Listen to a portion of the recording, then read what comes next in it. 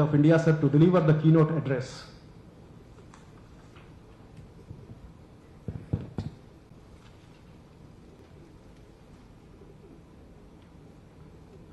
Shri Surendranath Tripathi, Director General, IIPA, distinguished members present here, and when I look at the first row, second row and thereafter, I know some of them personally, I know of them, they bring on the table huge experience. We can learn a lot from them. So my salutations to them and distinguished audience. This is indeed an important occasion. 70th Founders Day. Democracy has to be defined in several facets. Some facets of democracy are quintessential, inalienable, and that is embedded in our Constitution.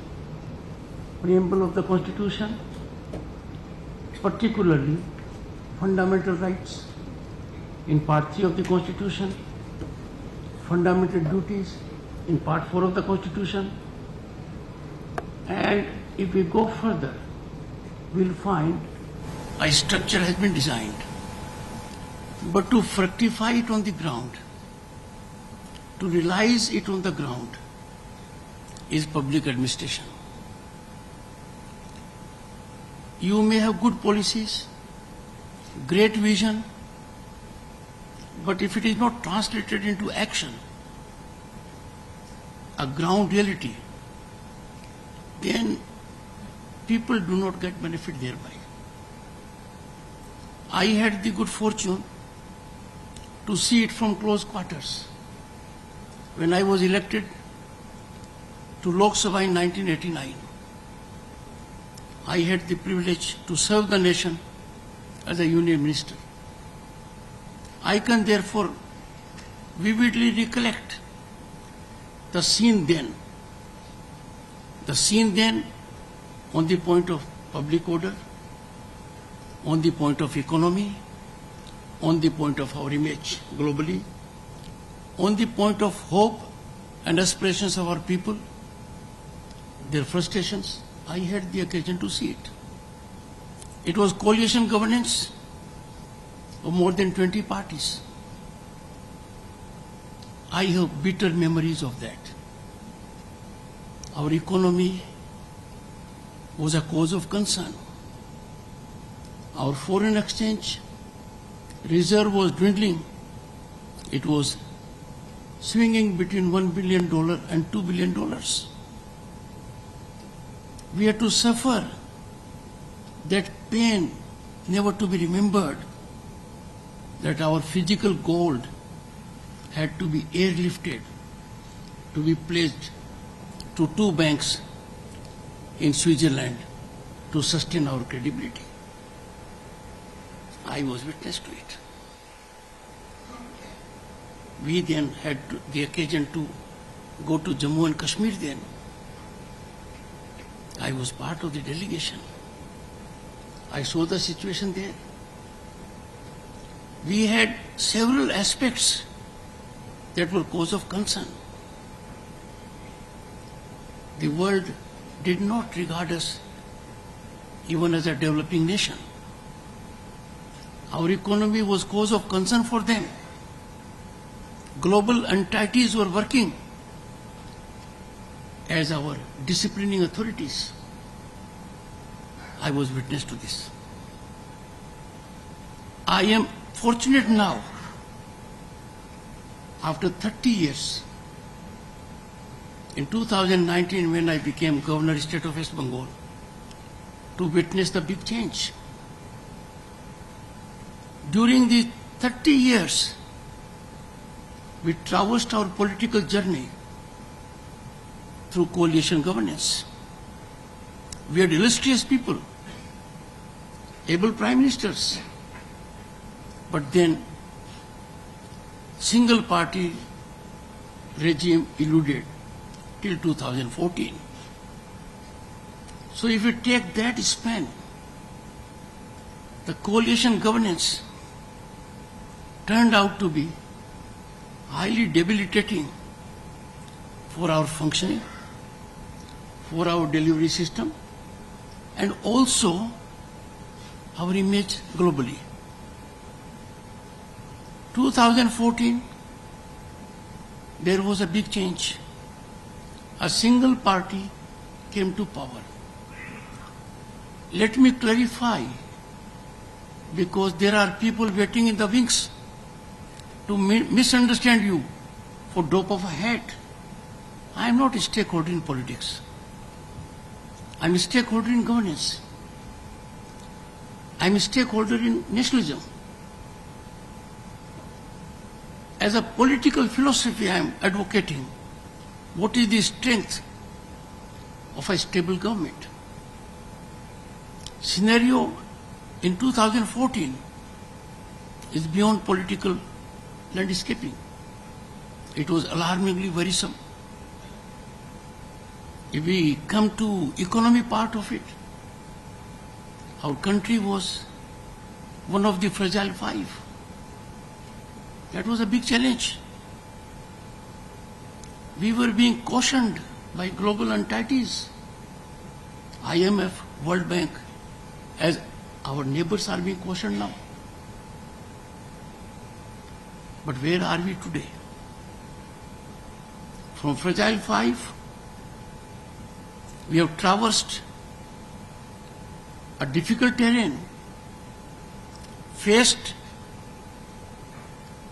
strong winds, headwinds, but we are lucky because of contribution of visionary policies, affirmative governance, highly productive executive, and contribution of the people, that this nation became one of the top 5 global economies, in the process overtaking our erstwhile colonial rulers.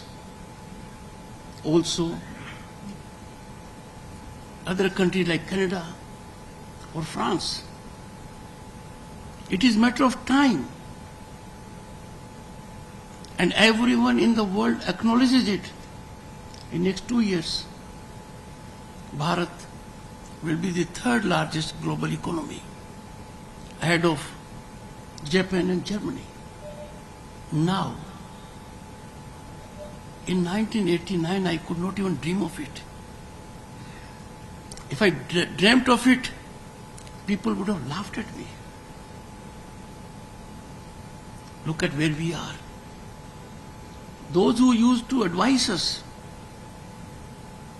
are seeking our advice. It is not a small achievement that the World Bank president comes here, talks of our digital penetration, and says India has achieved in the field in 6 years what is not achievable in more than 40 years. Advocating to the entire world, learn lessons from India. India will be able to help you in giving digital infrastructure. That's not a small thing. If we go a little further, he has said so, but we see it on the ground. 50% of global digital transactions take place in this land. Further, our people have shown adaptability to technology. But that is not sufficient. You have to have technology at your door. Internet access now is available in every nook and corner. So much so that if we go by per capita consumption, our consumption is more than that of USA and China taken together. A big change.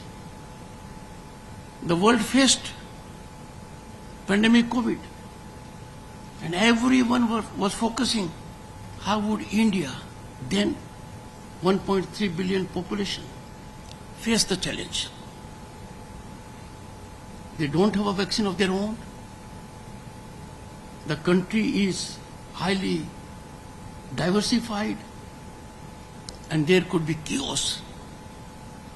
There could be a scene created which would have been shocking. At that time we had visionary leadership. People understand now what is meant by lighting lamps, what is meant by people's curfew, what is meant by clapping for COVID warriors. I, as Governor State of West Bengal, stood in the podium, went by it. Some people said, what is happening? Result is for all of us to see. We vindicated to the entire world that not only we took care of our own population, we assisted 100 other countries with Covaxin. This generated a very powerful cutting edge to our soft diplomacy. What a music to my ears when I meet world leaders and they say, we are grateful to India for giving us Covaxin. And most of them said it was given to them as gift. We faced it. Look at certain things we never imagined. Students of law know it. Article 370 is the only article in the Indian Constitution that is temporary.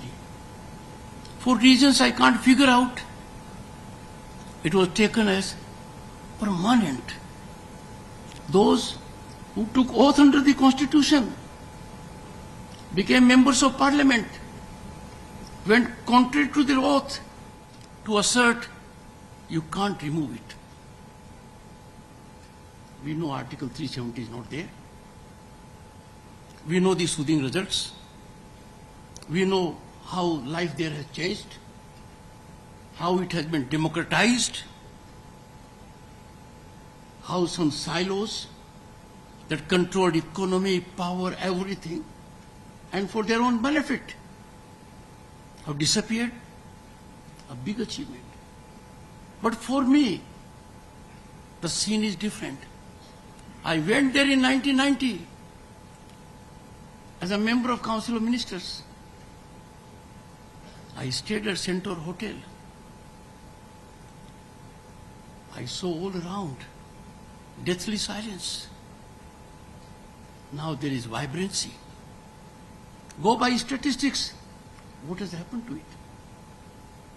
Come to another aspect. Women are most important part of development. Your economy will take a quantum jump if their due is given to them. And the first due is given when they become part of policy making. For about 3 decades, sincere efforts were made. Earnest efforts were made. But for one reason or the other, those efforts did not succeed. The efforts fructified. Justice was done to half of humanity in this country. When in September 2023, Parliament passed enabling women participation to the extent of 1/3 in Lok Sabha and state legislatures. And that has an inbuilt facet of social justice. If there is reservation for scheduled caste, scheduled tribes, the reservation here is horizontal and vertical.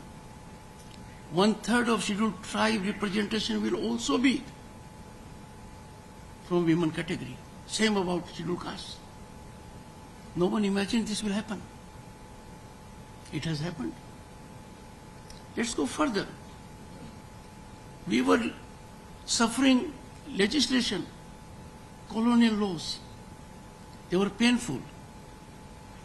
The penal provisions were meant by and large to help our rulers, then rulers. As a lawyer, I can tell you, the provisions were very hard, very harsh. They did not take into consideration the rights of citizens in a sovereign nation. Dand Vidhan became Nyay Vidhan. It is a ground reality. Look at the global image. It was at Bali, the Prime Minister took the flame of G20.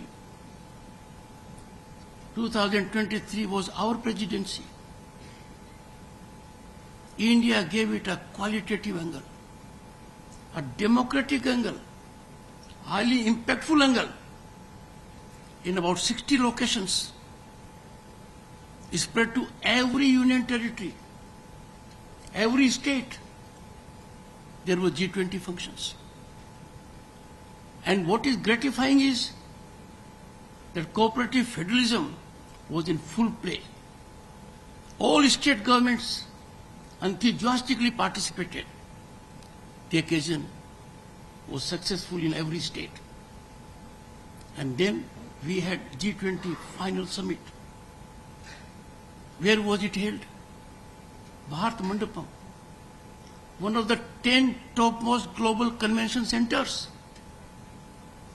India's Prime Minister, largest democracy Prime Minister, Shri Narendra Modi, received heads of states.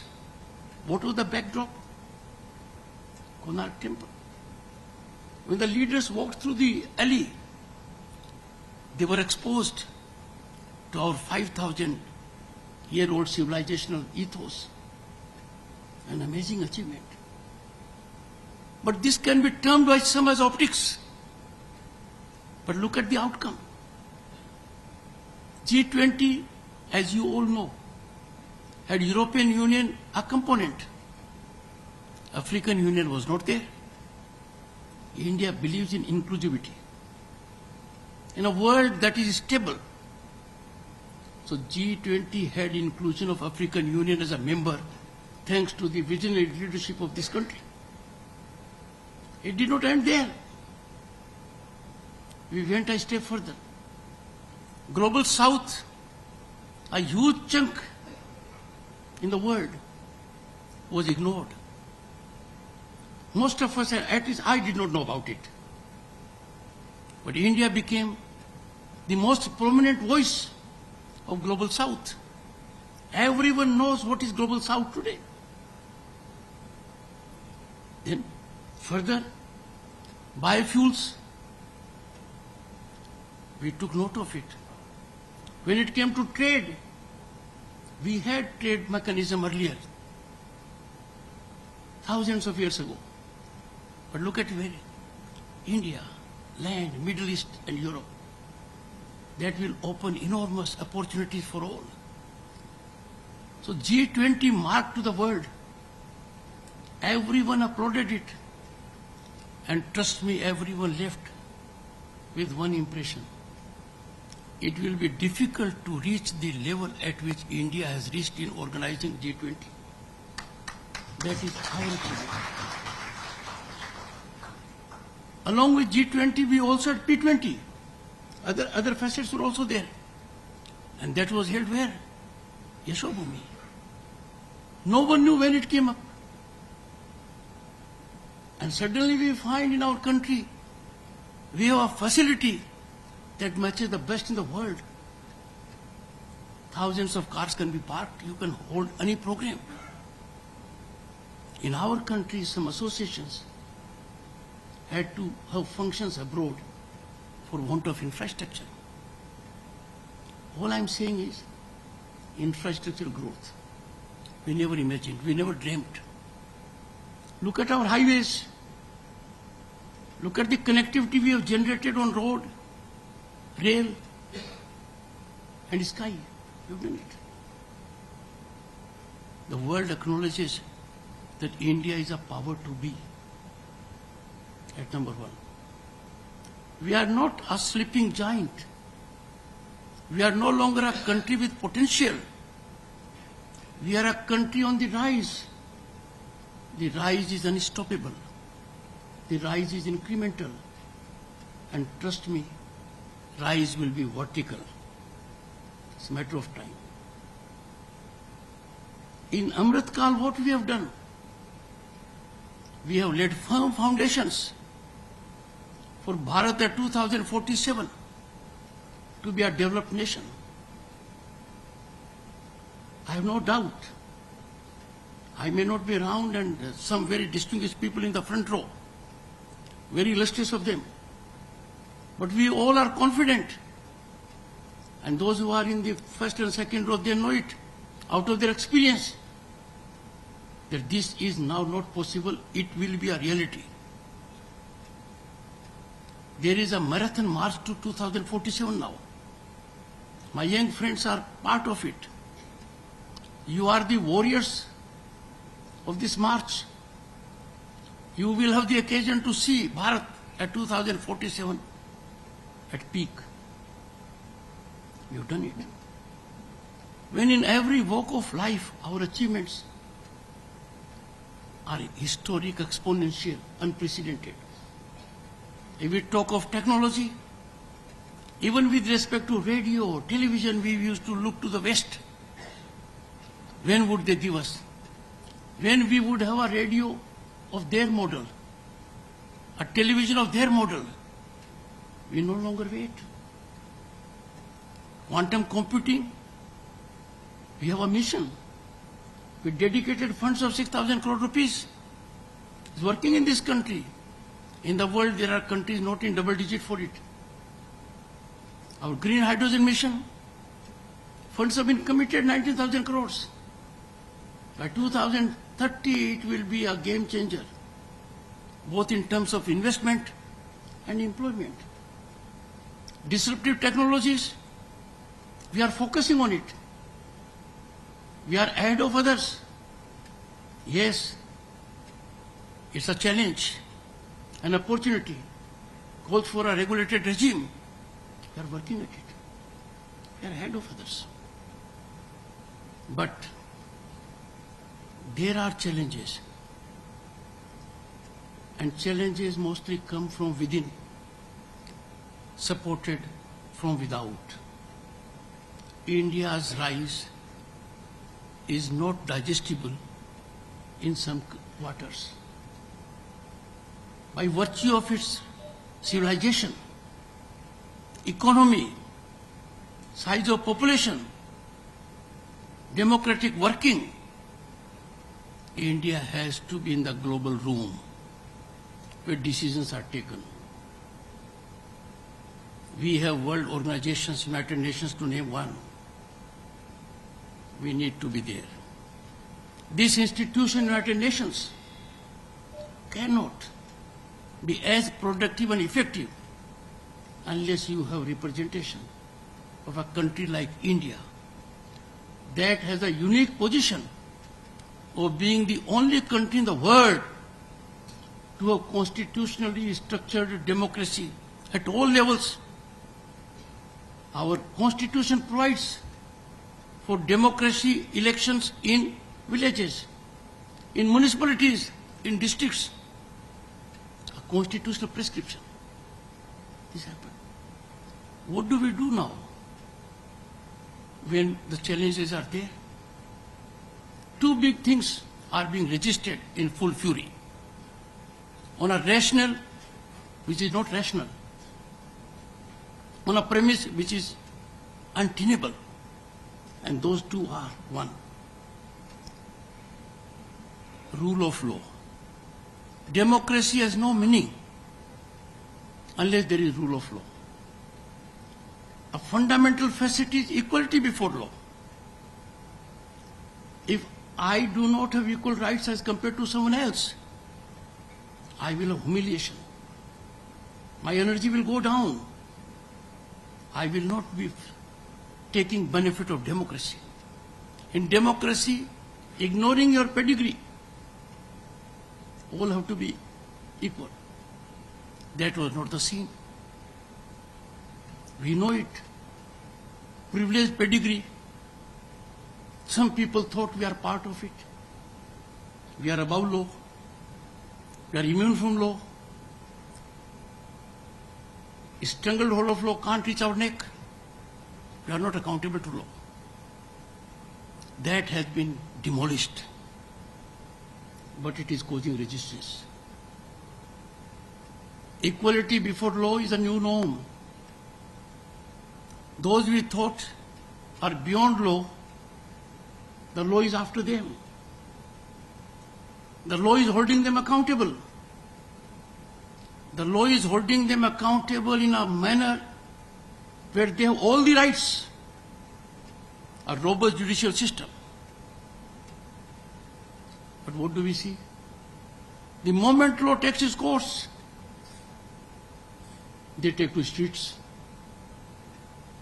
high decibel debates, camouflaging culpability of the worst nature by human rights. This is happening under our nose. Young minds particularly who are more discerning and greater stakeholders in democracy, how to be alive to it. What is justification for a person or an institution or an organization to take to streets when law is set in motion? Our judicial system should be accessed. And our judiciary has vindicated its spinal strength, its independence, understanding, people-centric approach. Virtually every fortnight, we have to think very deeply. Can people orchestrate in campaign mode a pernicious tendency to get away from rule of law? How can one engaging in transgression of law play victim card? People are playing. We need to be extremely alive to it. The second issue is that corruption was bane of our society for long. A young Prime Minister in the 80s lamentably reflected that the aid intended for people at large, only 15% of it reaches there. He lamented. I don't want to take it as an admission. He was expressing pain. What is the situation now? There is just no leakage. There is no corruption. In the process, a category has suffered, beneficiaries of corruption. They infested every nook and corner of power corridors. They controlled power corridors. They extra legally leveraged decision making. Corruption was rewarding. Corruption would gain you employment, a position, an opportunity, a job. Situation was so worrisome. If we go by tapes that came in public domain few years ago, system was so ravaged that even appointments of ministers was being determined beyond rule of law. So that corruption has been challenged now. Corruption is no longer rewarding. Corruption is not a passage to opportunity, employment or a contract. It is passage to jail. The system is securing it. Now, again you go on high moral ground. The corrupt must not be dealt because it's a festive season. It's, let's say, farming season. How can there be any season to save those who are culpable? Take root to rule of law. That is the only way. I find something very amazing. Sovereign platforms have been used to teach us lessons. Am I equipped to impart administrative training to people who are before me? They should be my gurus. I have a position that does not bestow me the authority to teach from whom I should be getting guidance. So India is that country. We don't need to be taught lessons in rule of law. I am making reference to CAA. Just imagine what a campaign. Citizen Amendment Act, we have to understand, is fitting in our civilizational ethos. We are home to those who are persecuted. We are sanctuary to those who are being kicked out from elsewhere. Parsis, Jews, Zoroastrians, just to name. What was done by CA? A reprieve, I would say belated. A healing touch, very late, was given to those who are in this country in a difficult situation, driven out, persecuted for their religion in our neighborhood. And they have been in this country for more than a decade, because the cutoff date is 2014. It is not an invitation now. They are already there. And this can be read into our commitment at the time of painful partition. Now some people call it discriminatory. How it can be discriminatory? No one is stopped from applying for citizens of this country. Anyone from any country of the world can apply for citizenship. It is available as before. No change. It will be considered on merit. Has anyone been deprived of citizenship under this act? Is there a possibility? No. Now, if these false narratives are orchestrated in a design to taint, tarnish our image, our institutions, we need to speak out our mind. Our silence will resonate in our ears. That there was an occasion at a point of time in history where I could make my point of view known. I kept quiet. Second reason, people are telling us rule of law. That yes, a country in Europe, a developed democracy, they need to think within. They need to attend their own affairs. India is a democratic nation with robust judicial system which cannot be compromised by any individual or any group. It is unique.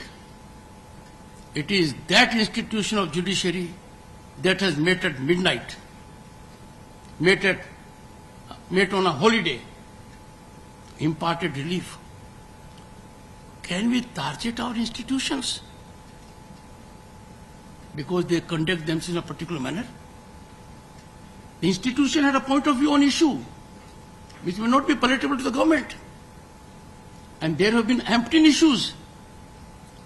It's their job. But if a group of people, without being registered or recognized party, act as a political party, what do we do? They are not accountable. They get traction. We must rise above it. We have to look for these people who certainly are not friendly to this nation. Because I firmly believe nationalism is non-negotiable. It is not optional. Through you, I would also appeal that economic nationalism is deeply embedded in the concept of nationalism. Being vocal for local or Swadeshi is just not a dialogue or a word. If we practice it, We will save billions and dollars of foreign exchange. We will generate more work for our hands. We will find a situation where entrepreneurship will blossom. But I can assure you, particularly my young friends, India is immune now to any headwind. Our rocket took off. It was difficult for India to rise like a rocket. The rocket took off. The next station, the rocket got out of the gravitational force. And those who know science, thereafter the rocket is unstoppable and fuel consumption is hardly anything. I would say what the director said, आसमान के ऊपर जा चुके हैं हम, तो चंद्रयान को चांद पर ले जा चुके हैं. You see, International Aeronautical Society has officially declared Shiv Shakti Point. I don't want to get into those details because you all are mature minds. All I'm saying is we have to be extremely careful, sensitive, and proactive in neutralizing anti-national narratives with respect to our robust judicial system, our democratic fabric, and what we have attained.